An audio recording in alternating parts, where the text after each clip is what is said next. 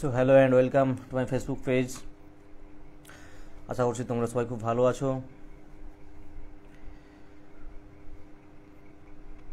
তো তোমরা যেমনটা দেখতে পাচ্ছ হেডলাইনে, আজকের যে ক্লাস হবে সেটা পলিটির ডিটেলস ক্লাস আজ থেকে শুরু করছি। সেটা একদিনে সম্ভব নয়, আজ থেকে জাস্ট শুরু করছি। বেশ কয়েকটা ক্লাস চলবে, পলিটি কভার করা হবে।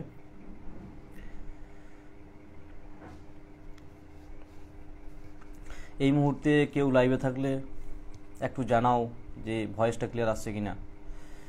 এই মুহূর্তে লাইভে থাকলে একটু জানাও ভয়েসটা ক্লিয়ার আসছে কিনা।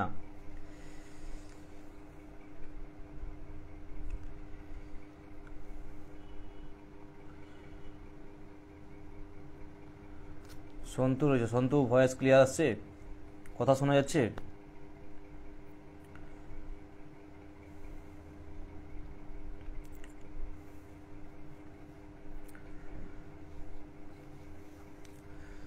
ওকে সন্তু, থ্যাংক ইউ। সবাইকে গুড ইভিনিং, শুভ সন্ধ্যা সবাইকে।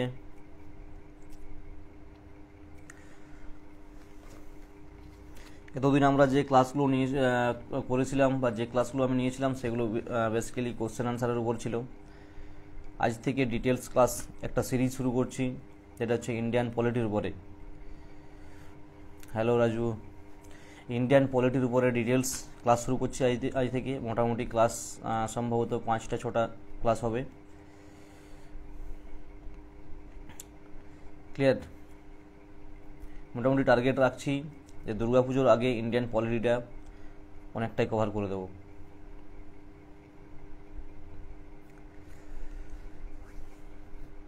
যারা এই মুহূর্তে লাইভে রয়েছো তারা একটু লাইভটা শেয়ার করে দিও, যাতে বাকিরাও বুঝতে পারে যে ক্লাসটা শুরু হয়েছে।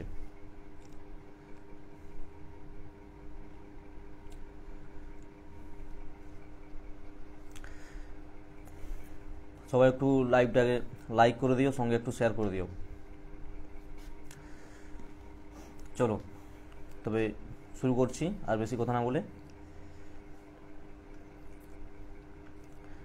তাহলে আমাদের আজকের ক্লাসের যে হেডলাইন তোমরা দেখতে পাচ্ছ সেটা হচ্ছে ভারতের সংবিধান বা ভারতীয় সংবিধান। তাহলে সংবিধান, কোনো একটা দেশের সংবিধান বলতে আমরা কি বুঝি, বা সংবিধান কি?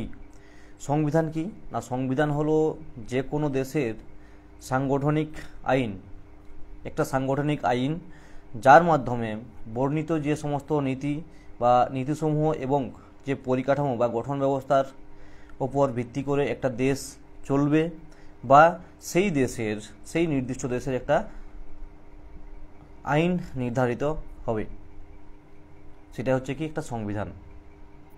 বোঝা গেল? সংবিধান কি না, যে কোনো দেশের একটা সাংগঠনিক আইন যার মাধ্যমে বা যার মধ্যে বর্ণিত নীতিসমূহ এবং গঠন ব্যবস্থার উপর ভিত্তি করে কোনো একটা নির্দিষ্ট দেশের আইন নির্ধারিত হয়। ক্লিয়ার? নেক্সট আসছি। আচ্ছা, এই সংবিধানকে কি বলা হয় না, এই সংবিধানকেই বলা হয় যে দেশের সর্বোচ্চ আইন। এই সংবিধানকেই বলা হয় দেশের সর্বোচ্চ আইন। ক্লিয়ার? আচ্ছা, এই সংবিধান বা যে কোনো দেশের যে সংবিধান, সেই সংবিধান কিন্তু দু ধরনের হয় বা দু রকমের হয়। ফার্স্ট হচ্ছে লিখিত সংবিধান, আরেকটা হয় কি অলিখিত সংবিধান। একটা হয় কি লিখিত সংবিধান, আরেকটা হয় কি অলিখিত সংবিধান। যেমন আমাদের ভারতের যে সংবিধান বা ইন্ডিয়ান কনস্টিটিউশন, সেটা একটা কি লিখিত সংবিধান। কিন্তু যদি বলা হয় ব্রিটিশ সংবিধান, সেটা কি, সেটা হচ্ছে একটা অলিখিত সংবিধান। ক্লিয়ার? এই প্রশ্নটা আছে যে একটি অলিখিত সংবিধানের উদাহরণ হলো এই, বা কোন দেশের অলিখিত সংবিধান রয়েছে। ব্রিটিশ সংবিধান একটি অলিখিত সংবিধান। আচ্ছা, এখান থেকে প্রশ্ন আসবে যে ভারতের বা বিশ্বের সবথেকে বৃহত্তম লিখিত সংবিধান কোন দেশের, বা বিশ্বের সবথেকে বৃহত্তম বা সবথেকে বড় লিখিত সংবিধান কোনটি? সেটা হচ্ছে ভারতীয় সংবিধান। আচ্ছা, ভয়েস পুরোপুরি ক্লিয়ার আসছে? সবাই ঠিকঠাক শুনতে পাচ্ছ? রাজু, আচ্ছা শেষে এই সম্বন্ধে শেষে আলোচনা করব, ক্লাসের মাঝখানে বললে ক্লাসের রিদিমটা ঠিক থাকে না। বোঝা গেল? তাহলে কি বললাম না, ভারতের সংবিধান হলো বিশ্বের বৃহত্তম লিখিত সংবিধান বা সব থেকে বড় লিখিত সংবিধান। ক্লিয়ার? আচ্ছা, এরপর আসছি ভারতের যে সংবিধান রচনা করা হবে, এই সংবিধান সম্পর্কে প্রথম বলেছিলেন কে না 1934 সালে মানবেন্দ্রনাথ রায় বা এম.এন. রয় সর্বপ্রথম ভারতীয় সংবিধান রচনার জন্য একটি গণপরিষদ গঠনের কথা বলেছিলেন।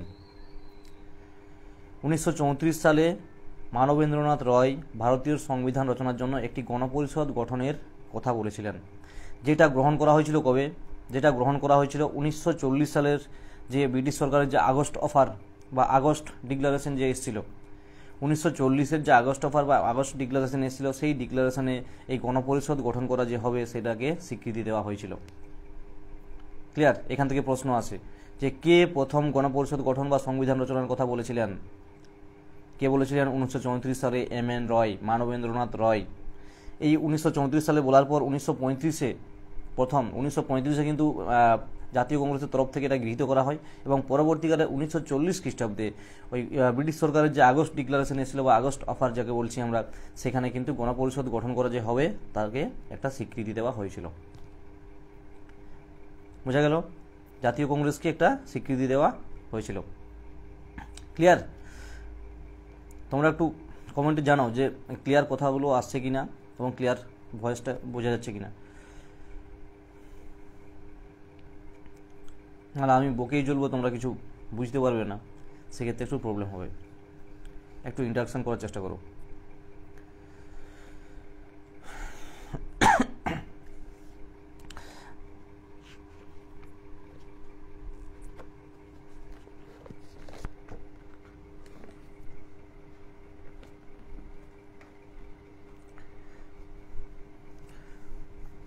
আচ্ছা, এরপর তাহলে নেক্সট কি? নেক্সট হচ্ছে ক্যাবিনেট মিশন 1946 সালে ছিল। সেই ক্যাবিনেট মিশনের পরিকল্পনা অনুযায়ী বা ক্যাবিনেট মিশন বা তার পরিকল্পনা অনুযায়ী হচ্ছে 1946 সালে নভেম্বর মাসে গণপরিষদ গঠন করা। গণপরিষদ কবে গঠন করা হয়? গণপরিষদ গঠিত হয় কবে? 1946 সালে। কোন পরিকল্পনা অনুযায়ী বা কোন মিশনের পরিকল্পনা অনুযায়ী? সেটা হচ্ছে ক্যাবিনেট মিশন। ক্লিয়ার? ক্যাবিনেট মিশনের পরিকল্পনা অনুযায়ী 1946 সালে নভেম্বর মাসে গণপরিষদ গঠিত হয়। আচ্ছা, এরপর গণপরিষদের মোট সদস্য সংখ্যা হচ্ছে, একটু নেটওয়ার্ক ইস্যু হচ্ছে মনে হচ্ছে, যার কারণে একটু আটকে গেছিল। চলো, তাহলে গণপরিষদের মোট সদস্য সংখ্যা কত ছিল? না, গণপরিষদের মোট সদস্য সংখ্যা ছিল 389 জন। গণপরিষদের মোট সদস্য সংখ্যা ছিল কত? 389 জন। ক্লিয়ার? কিন্তু গণপরিষদের যখন ফার্স্ট সভা হয়েছিল, কবে হয়েছিল? 1946 সালের 9ই ডিসেম্বর। 1946 সালের 9ই ডিসেম্বর গণপরিষদের প্রথম সভা হয়েছিল। সেই সভাতে কিন্তু এই 389 জন উপস্থিত ছিলেন না। 1946 সালের 9ই ডিসেম্বর যখন গণপরিষদের ফার্স্ট সভাটা হয়েছিল, তখন কিন্তু এইখানে এই 389 জন সদস্য ছিলেন না। তার কারণ কি? সেখানে ছিলেন কত? সেখানে ছিলেন 211 জন মাত্র। 211 জন মেম্বার সেখানে প্রেজেন্ট ছিলেন। তার কারণ কি? না, সেই সময় মুসলিম লীগ এই গণপরিষদকে বয়কট করেছিল। মুসলিম লীগ এই গণপরিষদকে বয়কট করেছিল, যার জন্য 1946-এর 9ই ডিসেম্বর 389-এর জায়গায় 211 জন মেম্বার ছিল। ক্লিয়ার? আচ্ছা, তাহলে এই 9ই ডিসেম্বর 1946-এর গণপরিষদের প্রথম অধিবেশন বা প্রথম সভার সভাপতি কে ছিলেন? তোমরা কমেন্ট বক্সে জানাও। এই কোশ্চেনের আনসারটা তোমরা কমেন্ট বক্সে করো। 1946 সালের 9ই ডিসেম্বর গণপরিষদের প্রথম সভার বা প্রথম অধিবেশনের সভাপতি কে ছিলেন? যাকে বলা হচ্ছে গণপরিষদের অস্থায়ী সভাপতি। কে ছিলেন বলো? নেক্সট আসছি, তার ঠিক দুদিন বাদেই অর্থাৎ 11ই ডিসেম্বর 1946-এ গণপরিষদের স্থায়ী সভাপতি নির্বাচন করা হয়। কাকে নিযুক্ত করা হয়েছিল? না, রাজেন্দ্র প্রসাদকে। রাজেন্দ্র প্রসাদকে 11ই ডিসেম্বর 1946-এ স্থায়ী সভাপতি হিসাবে নিযুক্ত করা হয়েছিল। ক্লিয়ার? এবং ওনার সঙ্গেই এইচ.সি. মুখার্জি এবং ভিটি কৃষ্ণমাচারীকে সহসভাপতি হিসেবে নিযুক্ত করা হয়েছিল। ক্লিয়ার? সন্তু, ক্লিয়ার শোনা যাচ্ছে?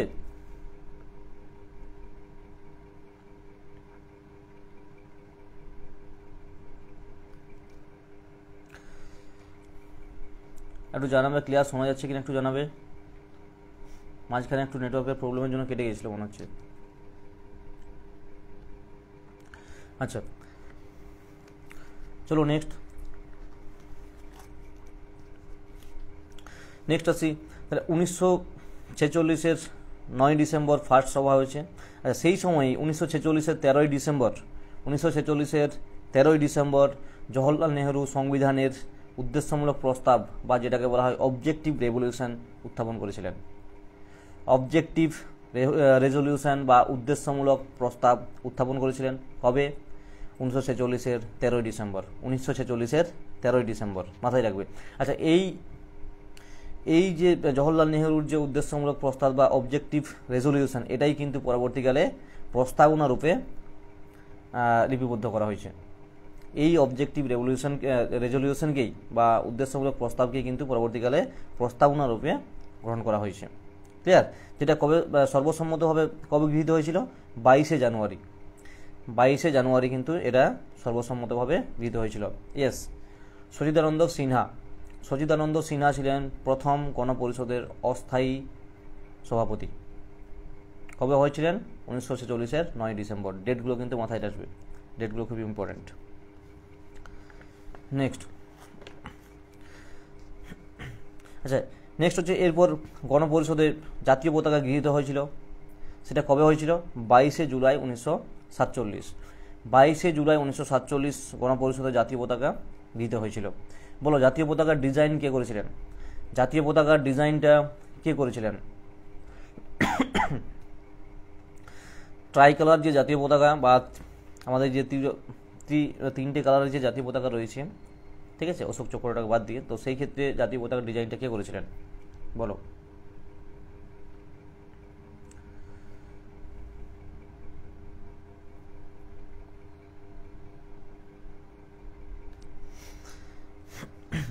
নেক্সট আসি, একই রকমভাবে যেমন 22শে জুলাই 1947 গণপরিষদে জাতীয় পতাকাটা গৃহীত হয়েছিল, ঠিক ওই বছরই 24শে জানুয়ারি, ওটা ওর আগে যদিও, 24শে জানুয়ারি 1947-এ আমাদের জাতীয় সঙ্গীত এবং জাতীয় স্তোত্র দুটি গৃহীত হয়েছিল গণপরিষদে জাতীয় সঙ্গীত এবং জাতীয় স্তোত্র গৃহীত হয়েছিল।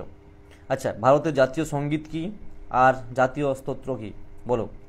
ভারতের জাতীয় সঙ্গীত কোনটা? কমেন্ট বক্সে বলো, ভারতের জাতীয় সঙ্গীত কি বা ভারতের জাতীয় সঙ্গীত কোনটা বলো? একই সঙ্গে বলো জাতীয় স্তোত্র কি।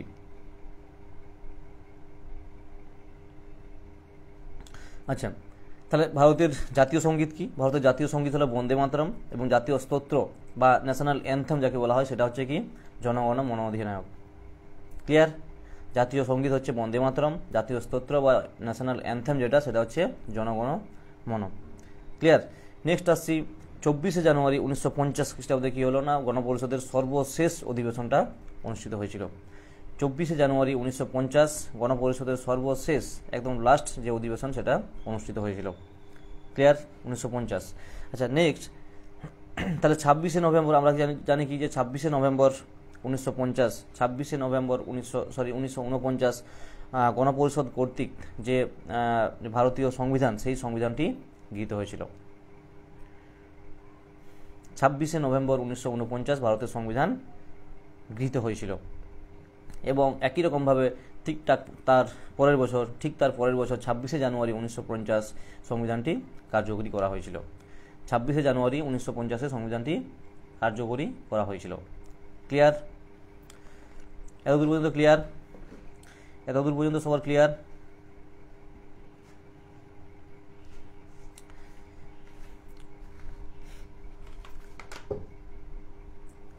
কমেন্ট বক্সে একটু জানাও যে এতদূর পর্যন্ত ক্লিয়ার কিনা।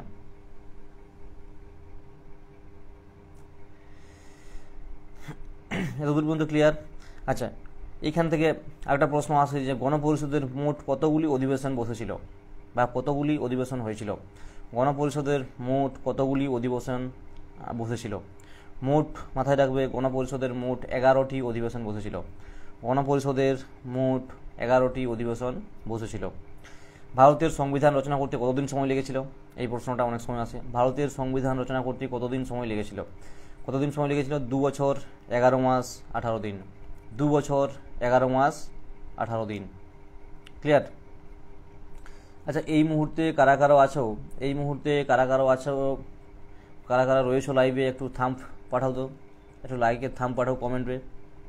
আজকে নেটওয়ার্কের একটু প্রবলেম হচ্ছে, যার কারণে আমি বুঝতে পারছি না ঠিক কারা কারা লাইভে রয়েছো। তাদের লিস্ট আমার কাছে আজকে আসছে না, অন্যদিন চলে আসছে।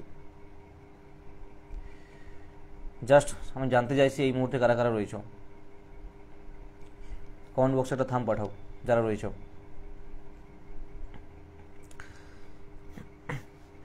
তাহলে ভারতের সংবিধান রচনা করতে সময় লেগেছিল কত? 2 বছর 11 মাস 18 দিন।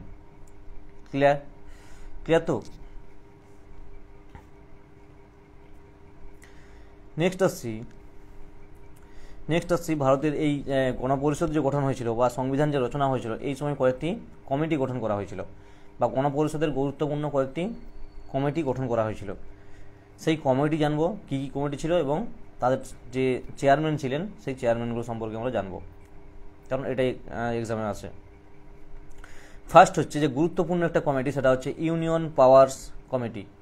গুরুত্বপূর্ণ যে কমিটি সেটা হচ্ছে ইউনিয়ন পাওয়ার্স কমিটি, যার চেয়ারপারসন ছিলেন বা চেয়ারম্যান ছিলেন কে? Jawaharlal Nehru. Union powers committee, যার চেয়ারম্যান ছিলেন জওহরলাল নেহেরু। সেকেন্ড আসছি union constitution committee. Union constitution committee, যার চেয়ারম্যান ছিলেন কে? জওহরলাল নেহেরু। নেক্সট আসছি drafting committee. Drafting committee very very important. Drafting কমিটির চেয়ারম্যান কে ছিলেন? ড্রাফটিং কমিটির চেয়ারম্যান কে ছিলেন? বলো, তোমরা বলো, এর আনসার বলো। ড্রাফটিং কমিটির চেয়ারম্যান কে ছিলেন? এর আনসারটা তোমরা বলো। নেক্সট আসছি rules of procedure committee. Rules of procedure এর চেয়ারম্যান ছিলেন কে? এই কমিটির চেয়ারম্যান ছিলেন doctor Rajendra Prasad. Rules of procedure কমিটির চেয়ারম্যান ছিলেন ডক্টর রাজেন্দ্র প্রসাদ। ডক্টর রাজেন্দ্র প্রসাদ। একই সঙ্গে স্টিয়ারিং কমিটি, স্টিয়ারিং কমিটি বা পরিচালন কমিটি বলা হয়। স্টিয়ারিং কমিটি বা পরিচালন কমিটি বলা হয়। সেই পরিচালন কমিটির চেয়ারম্যান কে ছিলেন? ডক্টর রাজেন্দ্র প্রসাদ। সেই পরিচালন কমিটিরও চেয়ারম্যান ছিলেন ডক্টর রাজেন্দ্র প্রসাদ। তাহলে মাথায় রাখবে টোটাল 5টা গুরুত্বপূর্ণ কমিটি বললাম। ফার্স্ট বললাম union power committee, union constitution committee. Union power and union constitution দুটোই হচ্ছে জওহরলাল নেহেরু, দুটোই জওহরলাল নেহেরু। নেক্সট বললাম ড্রাফটিং কমিটি, এটার আনসারটা তোমাদের কাছ থেকে জানতে চাইলাম, তোমরা বলতে পারলে না এখনো। ড্রাফটিং কমিটি বা খসড়া committee B.R.. Ambedkar, B.R.. Ambedkar. Next বললাম কি রুল অফ প্রসিডিওর কমিটি এবং হচ্ছে স্টিয়ারিং কমিটি বা পরিচালন কমিটি, এর চেয়ারম্যান কে ছিলেন? রাজেন্দ্র প্রসাদ। চেয়ারম্যান ছিলেন কে? রাজেন্দ্র প্রসাদ। জাস্ট এক সেকেন্ড গাইস।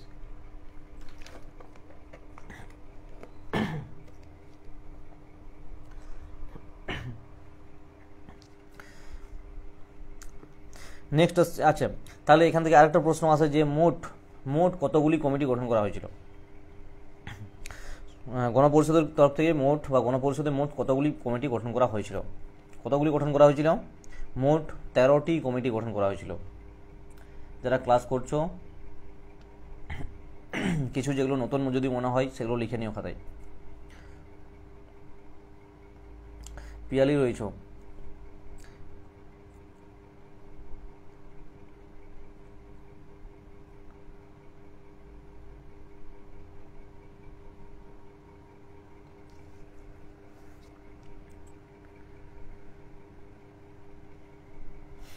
পিয়ালি, যে কোশ্চেনগুলো মাঝে মাঝে করছি তার আনসারটা করার একটু চেষ্টা করো।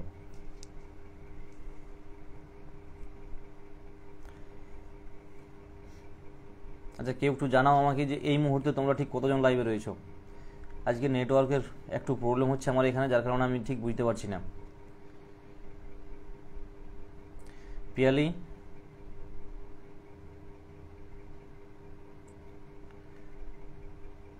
পিয়ালি তুমি একটু জানাও যে এই মুহূর্তে কতজন লাইভে রয়েছে।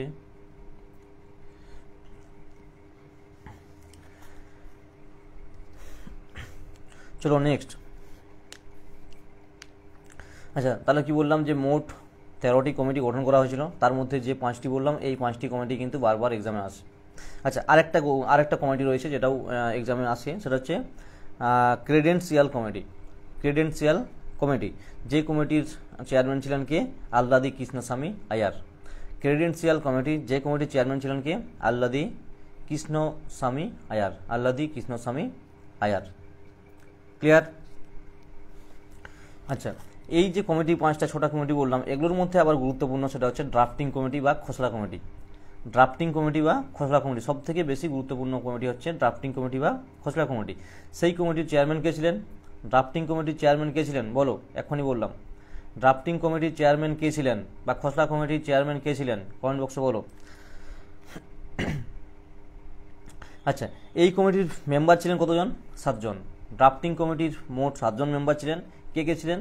Doctor B R. আম্বেদকর, 2 নম্বর অপশন, সেকেন্ড আসবে গোপাল স্বামী আঙ্গেয়ার, কে.এম. মুন্সি, আচ্ছা, তারপর হচ্ছে সৈয়দ মোহাম্মদ শহীদুল্লাহ, আচ্ছা, নেক্সট আসবে কৃষ্ণস্বামী আয়ার, ডিপি খৈতান এবং এম.এন. রাও বা যেটা হচ্ছে মাধব রাও, এন মাধব রাও। এই এন মাধব রাও হচ্ছে বি.এল. মিত্রের পরিবর্তে এসেছিলেন। এই এন মাধব রাও বি.এল. মিত্রের পরিবর্তে এসেছিলেন। ক্লিয়ার? প্রথম হচ্ছে এই প্রশ্নটা আছে যে বি.এল. মিত্রের পরিবর্তে কে ড্রাফটিং কমিটিতে যুক্ত হয়েছিলেন? বি.এল. মিত্রের পরিবর্তে কে ড্রাফটিং কমিটিতে যুক্ত হয়েছিলেন? কে হয়েছিলেন? এন মাধব রাও। ক্লিয়ার? এন মাধব রাও বি.এল. মিত্রের অসুস্থতার জন্য, উনি অসুস্থ হয়ে পড়েছিলেন, যার কারণে উনি অসুস্থতার জন্য যুক্ত হয়েছিলেন। ক্লিয়ার?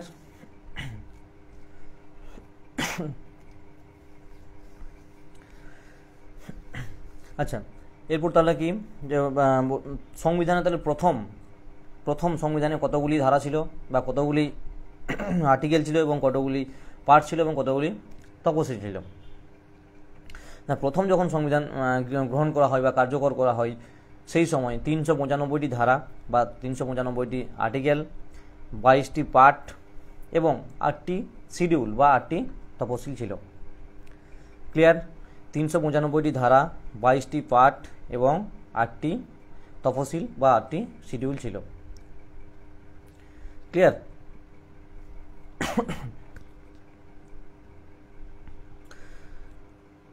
আচ্ছা, এখান থেকে আরেকটা প্রশ্ন আছে, গণপরিষদ থেকে আরেকটা প্রশ্ন হয়, যেটা হচ্ছে গণপরিষদের আইনি পরামর্শদাতা নিযুক্ত হয়েছিলেন কে? গণপরিষদের আইনি পরামর্শদাতা হিসাবে নিযুক্ত করা হয়েছিল কাকে? গণপরিষদের আইনি পরামর্শদাতা হিসাবে নিযুক্ত করা হয়েছিল কাকে? না বি.এন. রাওকে। বি.এন. রাওকে গণপরিষদের আইনি পরামর্শদাতা হিসাবে নিযুক্ত করা হয়েছিল। ক্লিয়ার? বি.এন. রাওকে গণপরিষদের আইনি পরামর্শদাতা হিসাবে নিযুক্ত করা হয়েছিল। ক্লিয়ার? এক সেকেন্ড গাইজ।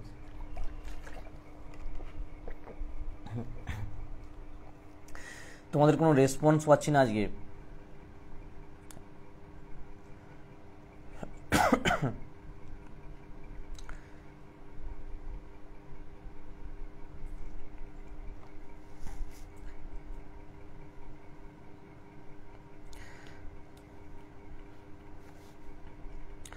আচ্ছা, নেক্সট আসছে সংবিধানের উৎস। সংবিধানের উৎস অর্থাৎ কোন কোন জায়গা থেকে সংবিধানের বিভিন্ন যে দিকগুলো রয়েছে বা বিভিন্ন পার্টগুলো রয়েছে সেইগুলো সংগৃহীত করা হয়েছে এবং লিপিবদ্ধ করা হয়েছে। ক্লিয়ার? তাহলে একদম প্রথম আসি, সেটা হচ্ছে ভারত শাসন আইন 1935, 1935-এর ভারত শাসন আইন বা government of India act 1935। Clear? Say government of India act থেকে কী কী নেওয়া হয়েছিল? না, একদম প্রথমে যেটা নেওয়া হয়েছিল সেটা হচ্ছে যুক্তরাষ্ট্রীয় কাঠামো। যুক্তরাষ্ট্রীয় কাঠামোটা কিন্তু ওই গভর্নমেন্ট অফ ইন্ডিয়া অ্যাক্ট থেকে নেওয়া হয়েছিল। সঙ্গে যুক্তরাষ্ট্রীয় বিচার ব্যবস্থা, যুক্তরাষ্ট্রীয় বিচার ব্যবস্থা। আচ্ছা, তার সঙ্গে প্রত্যেকটা রাজ্যের একটা করে রাজ্যপাল থাকবে, সেই রাজ্যপালের নিয়োগ বা রাজ্যপালের যে পদ, সেই পদ, এবং তার সঙ্গে প্রত্যেকটা স্টেটের ক্ষেত্রে বা প্রত্যেকটা রাজ্যের ক্ষেত্রে যে পাবলিক সার্ভিস কমিশন যে বোর্ড, সেই পিএসসি বোর্ডের কথাও কিন্তু এই ভারত শাসন আইন থেকেই নেওয়া হয়েছে। তাহলে কী কী নেওয়া হয়েছে? যুক্তরাষ্ট্রীয় কাঠামো, যুক্তরাষ্ট্রীয় বিচার ব্যবস্থা, যুক্তরাষ্ট্রীয় কাঠামো, যুক্তরাষ্ট্রীয় বিচার ব্যবস্থা, নেক্সট হচ্ছে রাজ্যপাল, আর কি বললাম? পিএসসি। ক্লিয়ার? এই চারটা হচ্ছে মূল, যেগুলো হচ্ছে গভর্নমেন্ট অফ ইন্ডিয়া অ্যাক্ট 1935 থেকে নেওয়া হয়েছে।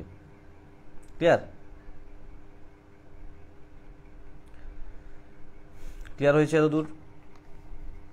নেক্সট হচ্ছে গ্রেট ব্রিটেন থেকে। গ্রেট ব্রিটেন থেকে অনেক জিনিস নেওয়া হয়েছে। গ্রেট ব্রিটেন বা ব্রিটিশ সংবিধান থেকে যেগুলো নেওয়া হয়েছে সেগুলো কি?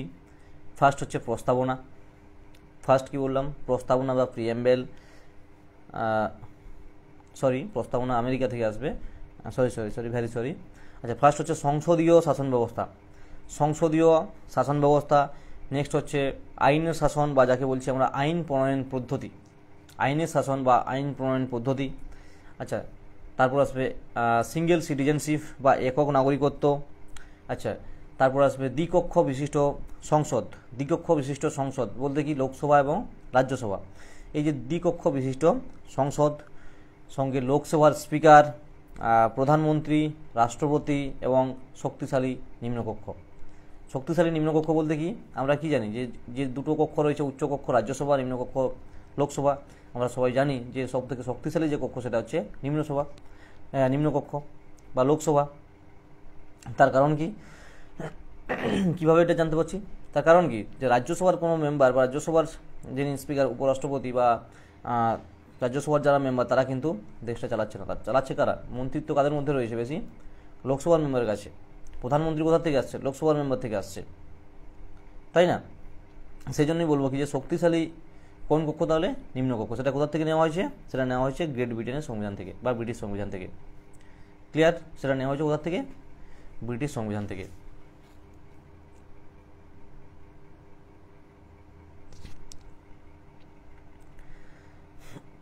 আচ্ছা, এতদূর পর্যন্ত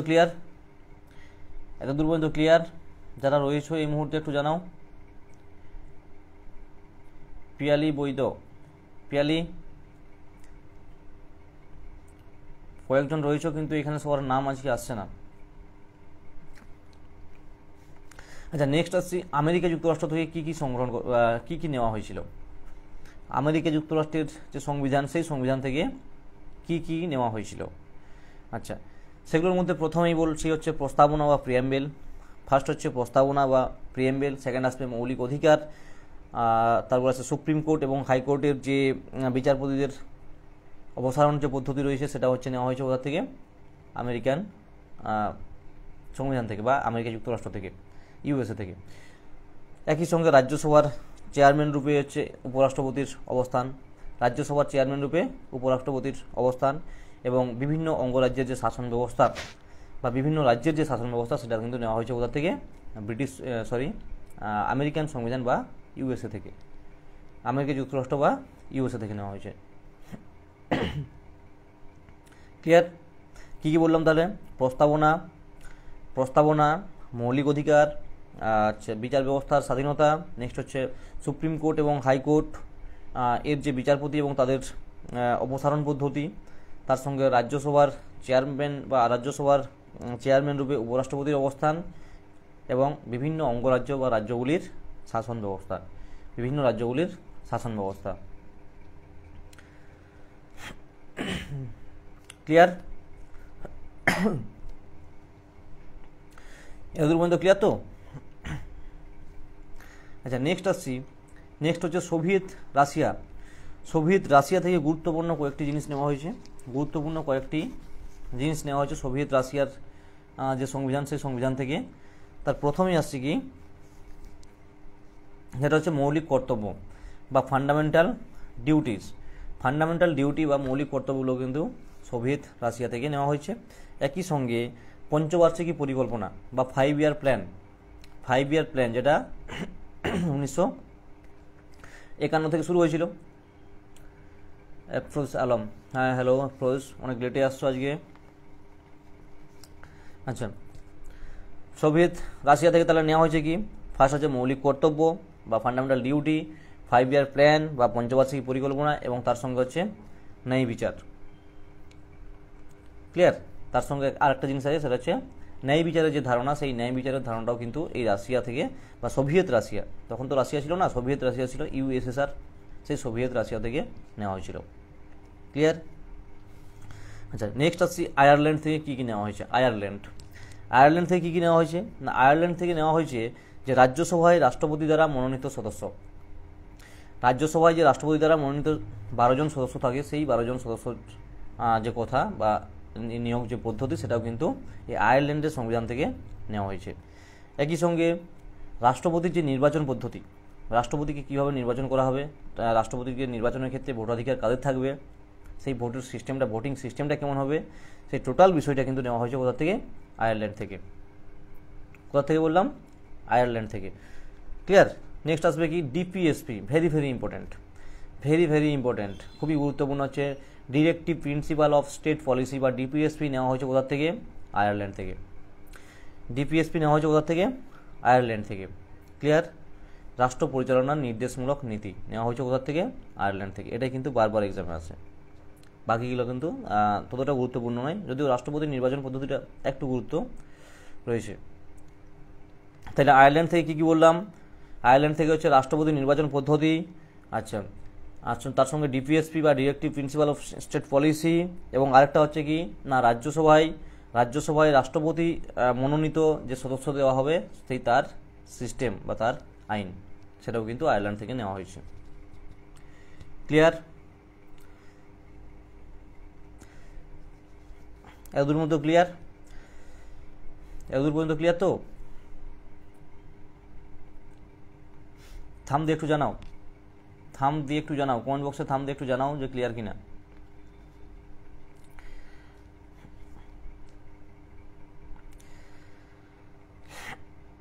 আচ্ছা, নেক্সট আসছি অস্ট্রেলিয়া থেকে। অস্ট্রেলিয়া থেকে কী কী নেওয়া হয়েছে, অস্ট্রেলিয়া থেকে নেওয়া হয়েছে কনকারেন্ট লিস্ট বা যুগ্ম তালিকা।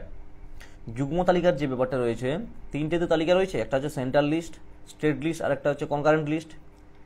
কেন্দ্রীয় তালিকা, রাজ্য তালিকা, যুগ্ম তালিকা। সেই যুগ্ম তালিকা নেওয়া হয়েছে কোথা থেকে, অস্ট্রেলিয়া থেকে। আচ্ছা, আরেকটা গুরুত্বপূর্ণ রয়েছে, সেটা হচ্ছে যৌথ অধিবেশন, জয়েন্ট সিটিং। জয়েন্ট সিটিংটাও কিন্তু নেওয়া হয়েছে কোথা থেকে, অস্ট্রেলিয়া থেকে। জয়েন্ট সিটিং নেওয়া হয়েছে কোথা থেকে, অস্ট্রেলিয়া থেকে, মাথায় থাকে যেন। তাহলে কী কী তিনটে বললাম, একটা হচ্ছে যুগ্ম তালিকা বা কনকারেন্ট লিস্ট, তার সঙ্গে হচ্ছে জয়েন্ট সিটিং বা যৌথ অধিবেশন। দুটোই যুগ্ম, মাথায় রাখবে, দুটোই হচ্ছে যুগ্ম বা দুটোই জয়েন্ট। তালিকা যেটা বললাম, তাহলে তালিকা যেটা কনকারেন্ট লিস্ট, সেটা কী হয়, যেটা স্টেট এবং সেন্ট্রালে দুটো থাকে, স্টেট সেন্ট্রাল দুটো থাকে, তাই না, সেটাই কনকারেন্ট লিস্ট বা যুগ্ম তালিকা। একই সঙ্গে যৌথ অধিবেশন কোনটা, যেখানে লোকসভা এবং রাজ্যসভা একসঙ্গে অধিবেশন বসবে, তাহলে সেটাও যৌথ। তাহলে মাথায় রাখবে, দুটোই যৌথ বা দুটোই যুগ্ম যখন হবে, তখন সেটা কোথা থেকে নেওয়া হয়েছে, সেটা হচ্ছে অস্ট্রেলিয়া থেকে নেওয়া হয়েছে। ক্লিয়ার। আচ্ছা, নেক্সট আসছি আরেকটা গুরুত্বপূর্ণ দেশ থেকে নেওয়া হয়েছে, সেটা হচ্ছে দক্ষিণ আফ্রিকা। নেক্সট হচ্ছে দক্ষিণ আফ্রিকা। সেই দক্ষিণ আফ্রিকা থেকে গুরুত্বপূর্ণ যে বিষয়টা নেওয়া হয়েছে, সেটা হচ্ছে কি না সংবিধান সংশোধনের পদ্ধতি। ক্লিয়ার।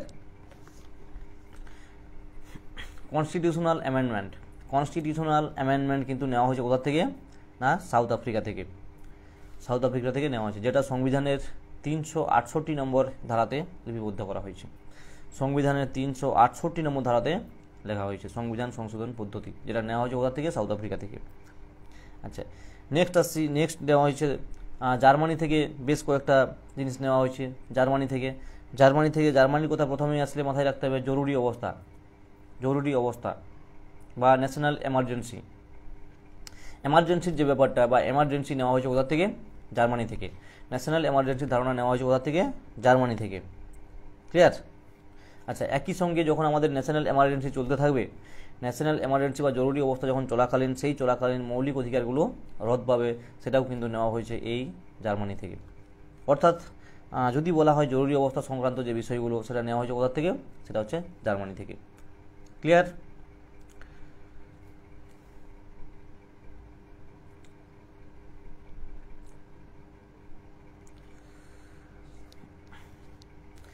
আচ্ছা, নেক্সট যেটা গুরুত্বপূর্ণ একটা বিষয় সুইডেন থেকে নেওয়া হয়েছে। সুইডেন থেকে একটা সবথেকে বড় গুরুত্বপূর্ণ একটা বিষয় নেওয়া হয়েছে, সেটা হচ্ছে লোকপাল বিল নেওয়া হয়েছে সুইডেন থেকে। লোকপাল বিলটি নেওয়া হয়েছে কোথা থেকে, সুইডেন থেকে।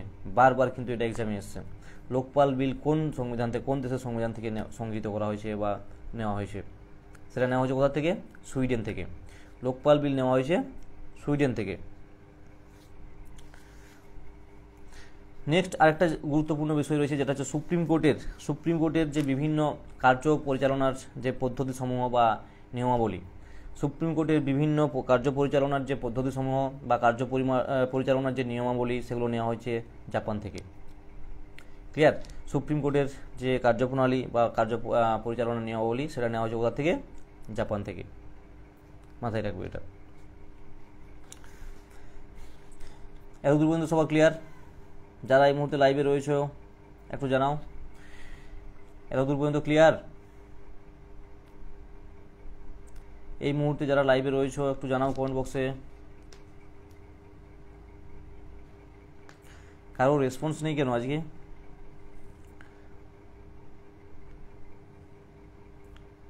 কারোরই রেসপন্স পাচ্ছি না।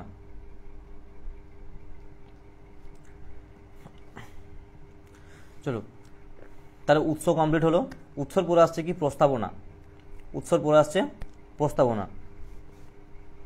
তাহলে একটু আগেই বললাম যে জওহরলাল নেহেরু যে 1946 সালে 13ই ডিসেম্বর যে রেজলিউশন বা অবজেক্টিভ রেজলিউশনটা দিয়েছিলেন বা উদ্দেশ্যমূলক যে প্রস্তাব দিয়েছিলেন 13ই ডিসেম্বর 1946, সেটাই পরবর্তীকালে প্রস্তাবনা রূপ নেওয়া হয়, সেটাই পরবর্তীকালে প্রস্তাবনার রূপ দেওয়া হয়। ক্লিয়ার? আচ্ছা, এই প্রস্তাবনাটা কোন দেশের থেকে নেওয়া হয়েছে বা কোন দেশের সংবিধান থেকে গৃহীত করা হয়েছে, গ্রহণ করা হয়েছে? এখনই বললাম, কী হবে? মার্কিন যুক্তরাষ্ট্র বা ইউএসএ বা মার্কিন যুক্তরাষ্ট্র থেকে এই প্রস্তাবনাটা গ্রহণ করা হয়েছে। আচ্ছা, এই প্রস্তাবনাটা মাথায় রাখবে, এই প্রস্তাবনাতে কিন্তু বা ভারতীয় সংবিধানের প্রস্তাবনায় ভারতকে একটি কী ধরনের দেশ হিসাবে সংজ্ঞায়িত করা হয়েছে বা কী ধরনের দেশ হিসাবে বলা হয়েছে, এই প্রশ্নটা আসে। ভারতীয় সংবিধানে বা ভারতীয় সংবিধানকে ভারতীয় প্রস্তাবনায় কী ধরনের দেশ হিসাবে বলা হয়েছে? কী ধরনের দেশ? সার্বভৌম সমাজতান্ত্রিক ধর্মনিরপেক্ষ গণতান্ত্রিক প্রজাতন্ত্র। সার্বভৌম সমাজতান্ত্রিক ধর্মনিরপেক্ষ গণতান্ত্রিক প্রজাতন্ত্র। ক্লিয়ার? আচ্ছা, এই প্রস্তাবনা আজ পর্যন্ত বা এখনও পর্যন্ত একবারই সংশোধন হয়েছে। সেটা কবে? 1976 সালের 42তম সংবিধান সংশোধনীর দ্বারা। 1976 সালের 42তম সংবিধান সংশোধনের দ্বারা সেটি প্রথম এবং একবারই মাত্র সংশোধন হয়। যে সংশোধনে 3টে শব্দ যোগ হয়েছিল, সেই 3টে শব্দ কী ছিল? সোশ্যালিস্ট, সেকুলার এবং integrity. Socialist, secular, integrity. Clear? সমাজতান্ত্রিক, ধর্মনিরপেক্ষ এবং সংহতি বা ইন্টিগ্রিটি। ক্লিয়ার? আচ্ছা, সংবিধান সংশোধনের ক্ষেত্রে দুটো মামলাতে দু ধরনের রায় দেওয়া হয়েছিল। জাস্ট এক সেকেন্ড।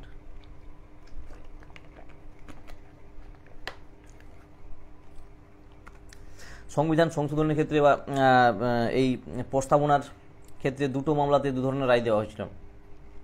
ফার্স্ট রায় এসেছিল 1960-এর যে বেঙ্গলের যে বেরুবাড়ি মামলা হয়েছিল আমাদের বাংলাকে কেন্দ্র করে, সেই বেরুবাড়ি মামলায় সুপ্রিম কোর্ট কী রায় দিয়েছিল না? সেই বেরুবাড়ি মামলায় 1960-এ সুপ্রিম কোর্ট রায় দিয়েছিল যে প্রস্তাবনা সংবিধানের অংশ নয়। 1960-এর বেরুবাড়ি মামলায় সুপ্রিম কোর্ট রায় দিয়েছিল যে প্রস্তাবনা সংবিধানের বা মূল সংবিধানের অংশ নয়। মাথায় রাখবে, এটা এক্সামে আসি যে বেরুবাড়ি মামলায় কী রায় দেওয়া হয়েছিল প্রস্তাবনা সম্পর্কে। বেরুবাড়ি মামলায় রায় দেওয়া হয়েছিল কি? যে প্রস্তাবনা সংবিধানের বা মূল সংবিধানের অংশ নয়। কিন্তু এর ঠিক পরবর্তীকালে কেশবানন্দ ভারতী যে কেস ছিল, কেশবানন্দ ভারতী ভার্সেস কেরল, কেশবানন্দ ভারতী ভার্সেস যে কেরলের যে কেস ছিল, সেই কেসে 1973 অর্থাৎ 1973 সালের যে কেস, সেইখানে বলা হয়েছিল কি না, সেইখানে সুপ্রিম কোর্ট রায় দিয়েছিল কি না, সংবিধানের প্রস্তাবনা হচ্ছে সংবিধানের একটা অবিচ্ছেদ্য অংশ। প্রস্তাবনা হলো সংবিধানের একটা অবিচ্ছেদ্য অংশ। তাহলে এই দুটো রায় ভালোভাবে মাথায় রাখবে। 1960-এর বেরুবাড়ি মামলা, 1960-এর বেরুবাড়ি মামলা, সেখানে বলা হয়েছে কি না, প্রস্তাবনা সংবিধানের অংশ নয়।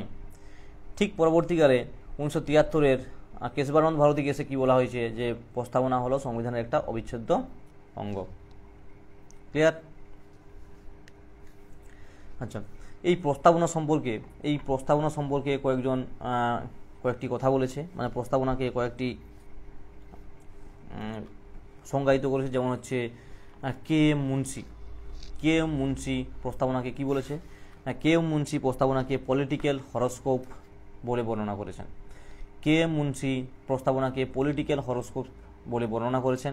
একই সঙ্গে ঠাকুরদাস ভার্গব প্রস্তাবনাকে কি বলেছেন না, প্রস্তাবনাকে বলেছেন সংবিধানের আত্মা বা soul of the constitution. Soul of the constitution বলেছেন কে, ঠাকুরদাস ভার্গব। ক্লিয়ার? এই দুটো কোশ্চেন কিন্তু আসে যে কে এম মুন্সি কি বলেছেন, প্রস্তাবনাকে কে এম মুন্সি বলেছেন পলিটিক্যাল হরোস্কোপ, এবং ঠাকুরদাস ভার্গব কি বলেছেন যে দ্য সোল অফ কনস্টিটিউশন অর্থাৎ সংবিধানের আত্মা বলেছেন, প্রস্তাবনাকে সংবিধানের আত্মা বলেছেন।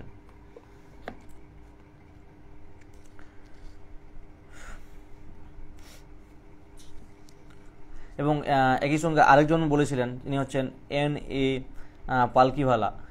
পালকিওয়ালা কি বলেছিলেন, identity card of the constitution. মাথায় রাখবে, very very important. N A Palkhivala কি বলেছিলেন, আইডেন্টিটি অফ দ্য কনস্টিটিউশন। আবারও বলছি, এন এ পালকিওয়ালা বলেছিলেন কি, identity of the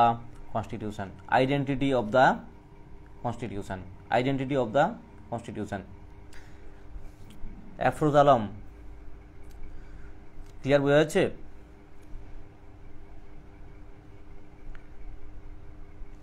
Afroz Alam clear তো? আজকে ঠিক বুঝতে পারছি না কেন তোমাদের নামগুলো আমার এখানে লিস্টে আসছে না। আজকে আমার এখানে নেটওয়ার্ক ইস্যু হচ্ছে, প্রথমেই একটু প্রবলেম হয়েছিল, প্রথমেই মাঝখানে কেটে গেছিলো, আবার ঘুরে শুরু হয়েছে, যার কারণে এই প্রবলেমটা হচ্ছে।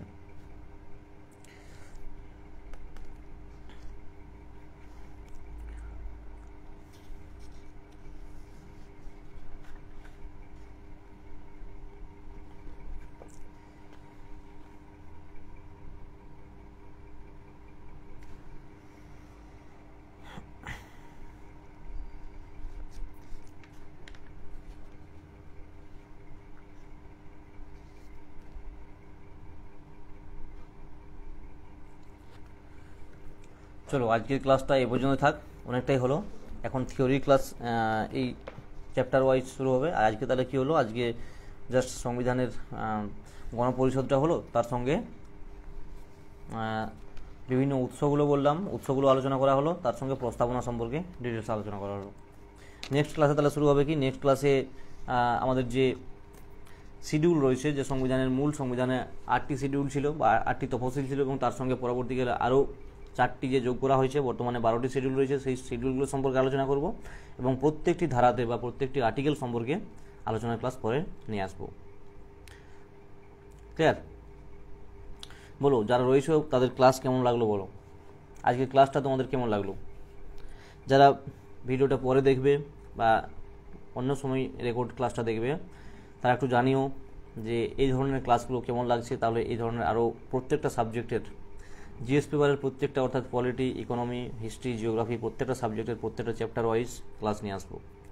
তার জন্য তোমাদেরকে জাস্ট জানাতে হবে যে তোমাদের এই ধরনের ক্লাসগুলো কেমন লাগছে।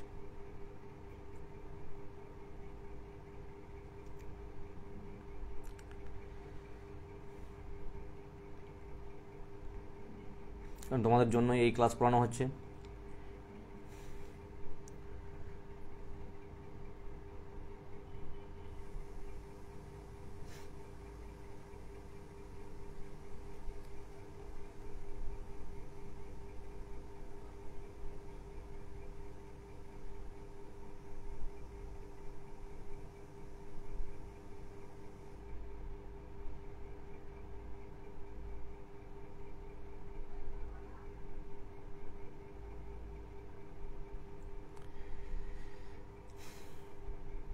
কি কমেন্ট করছো? TikTok video, TikTok ID? না ভাই, এইসব প্রমোট আমি করি না। এটা আমার এডুকেশন চ্যানেল।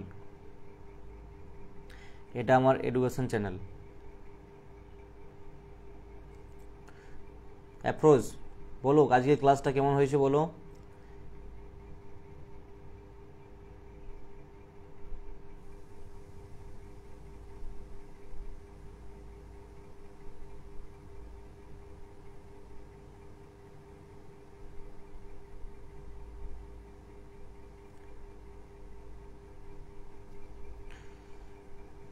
আর কেউ কি রয়েছো রেগুলার যারা ক্লাস অ্যাটেন্ড করো আজকে কি রয়েছো? কারোরই দেখতে পাচ্ছি না কমেন্ট আজকে। যাই হোক, যারা পরে দেখবে তারা একটু কমেন্ট করে জানাও যে ক্লাস কেমন লাগছে, তবেই কিন্তু এই ধরনের ক্লাস নিয়ে আসবো। বাট আমি অনেক মিস করলাম আজকে। মিস করার কিছু নয় অ্যাপ্রোচ, তুমি পরে করে নিও। ক্লাস আমি এখন শেষ করে দেবো, কিন্তু তুমি ক্লাসটা তো পেয়ে যাচ্ছ রেকর্ডেড, প্রথম থেকে করে নিও। এবং তো একটু তোমার বন্ধু বান্ধবদের একটু শেয়ার করে দিও, তোমার ফেসবুক প্রোফাইলেও একটু শেয়ার করো, ফেসবুক প্রোফাইলে টাইম লাইনে একটু শেয়ার করো, এবং বাকি বিভিন্ন গ্রুপে একটু শেয়ার করো, যাতে তোমার অনেক ফ্রেন্ডরাও এই ক্লাস অ্যাটেন্ড করতে পারে।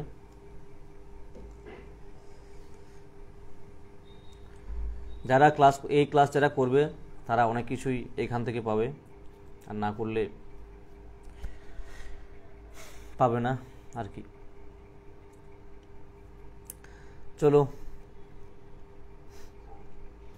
আজকের ক্লাস এই পর্যন্তই থাক, কথা হবে নেক্সট ক্লাসে। সবাই ভালোভাবে থাকো, ভালোভাবে পড়াশোনা করো।